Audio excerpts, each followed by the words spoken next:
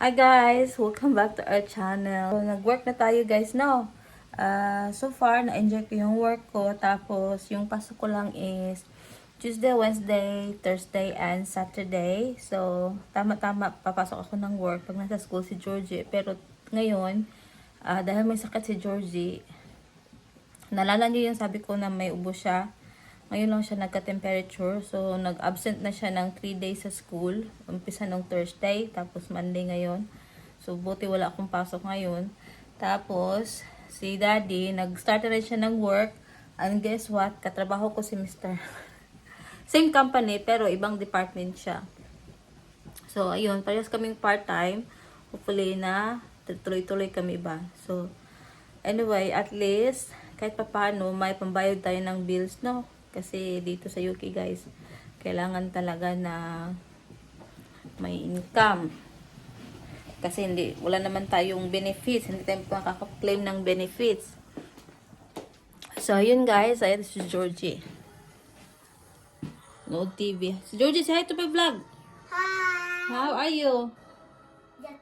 Yaki? Ang payat niya guys. Ang payat na ni Georgie. As in. Tingnan yung mukha niya. Say hi guys. Kulay ligo no. Please ko be. Amoy tuna. So ngayon nagluto ako ng ng cottage pie para pag uwi ni Mr. Naka-duty si Mr. ngayon eh. Para pag uwi ni Mr. may early dinner siya.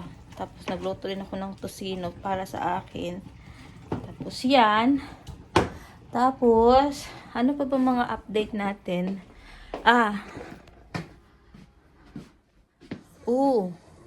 Andito na guys, dumating na. Pinalitan ni Daddy yung yung fridge freezer namin. So andito na yung delivery guys. Wait lang guys ha. Para i-assist ko muna yung yung driver. Wait lang.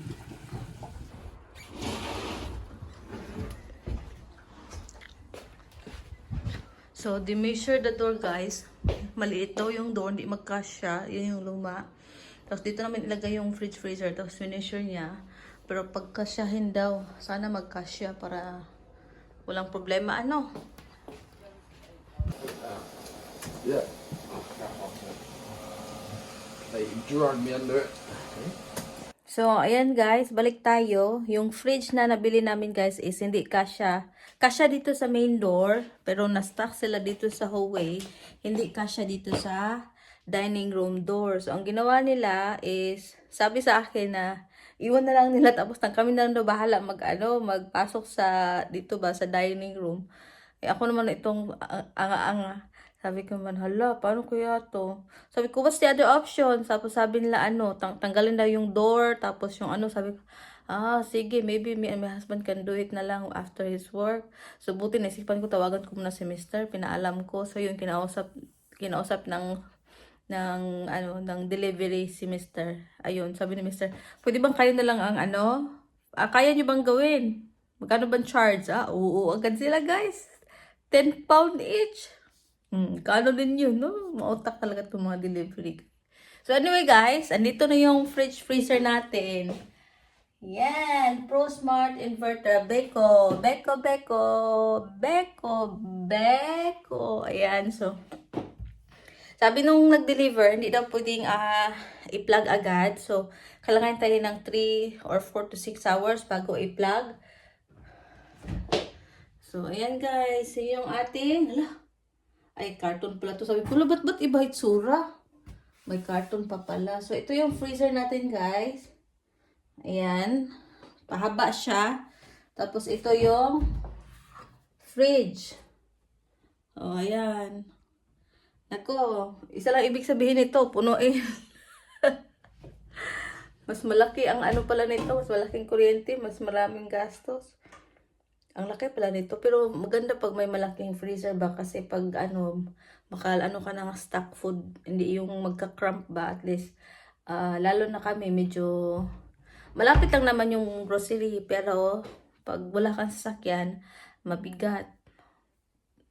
Lalo na kami, nag-budget talaga kami. Gaya ng ginagawa namin sa Dubai, talagang nire-record namin yung housekeeping budget namin every month. So, ayun guys, timing ba, nag-vlog ako. Ngayon din pala ang delivery ng freezer. So, speaking of freezer guys, bago kami nag-order nito, si Mr. kasi is nagtatanong kung anong gusto kong pamasko, or anong gusto kong birthday gift or Christmas gift. Sabi ko wala, kasi since dumating kasi kami doon sa UK guys, doon ko talaga na-realize lahat. Yung, alam mo yung pahalagahan. Although pinahalagahan naman namin yung pera sa Dubai, kaya lang, ang difference lang, malaki kasi ang sahod sa Dubai. Dito kasi is maliit kumpara sa sahod ni Mr. dati. So, syempre, kung magkaano lang yung income ninyo, kailangan mag-adjust din yung lifestyle, diba? So, ganun. Hindi tayo pwedeng, kung ano yung lifestyle mo dati, dapat maintain. Hindi pwede ganun ang mindset.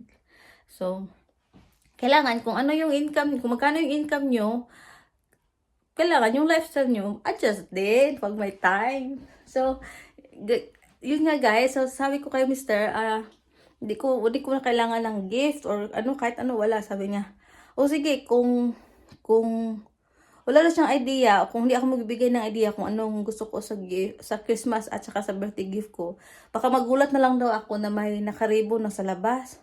Mas mahal yun guys pag nakaribon sa labas. Ayaw ko nga magbigay ng idea kung anong gusto kong regalo kasi ayaw ko nga siyang gumastos. Kaya lang, kung hindi ko naman sasabihin, baka yun nga, mapamahal pa sa gastusin niya, at baka, alam mo yun, ang tawag nito, gustuhin ko man mag-request na anong gusto kong regalo sa birthday ko or sa Christmas.